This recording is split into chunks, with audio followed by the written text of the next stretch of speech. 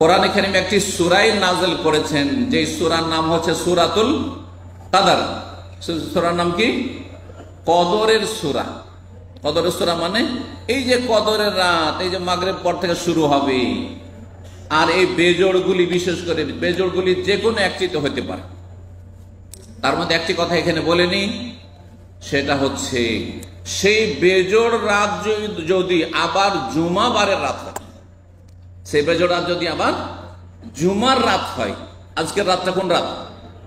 জুমার রাত। বৃহস্পতিবার শেষ করলেন, রাত্রি জুমার কিনা? রাত্রি জুমার। তারপরে বেজোড় 21-এর রাত। 21-এর রাত কিনা? প্রথম লাইলাতুল কদরের সম্ভাবনা। এতে ডবল সম্ভাবনা থাকে। একটা সম্ভাবনা হচ্ছে যে বেজোড় রাত শুরু হচ্ছে, আর একটি হচ্ছে যে এটি হচ্ছে জুমার রাত। বহু উলামায়ে কেরামগণ, বড় বড় আইম্মা, তারা বলেছেন যদি বেজোড় রাতের মধ্যে কোনো একটি রাত জুমার রাত পড়ে, তো সেই রাতে কদর হওয়ার, লাইলাতুল কদর সেই রাতটি হওয়ার সম্ভাবনা বেশি। সম্ভাবনা বেশি। এই দিক থেকে এই রাতকে আপনার 23, 25, 27, 29-এর চাইতে বেশি গুরুত্ব দিতে হবে। আমাদের দেশের মানুষরা ভুল বুঝেছে, শুধু দেশের মানুষরা না, অনেক আরবরাও ভুল বুঝে যে কদরের রাত মানে 27।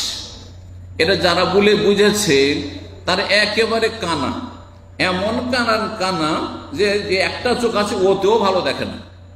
বুঝতে পারছেন? এক তো কানা হইলো, একদিক তাকাচ্ছেন, তার মধ্যে ওই যে একটা চোখ আছে সেটাও যদি দুর্বল দেখেন তার দেখবেনই বাকি, সামান্যই দেখছেন। বুঝছেন না?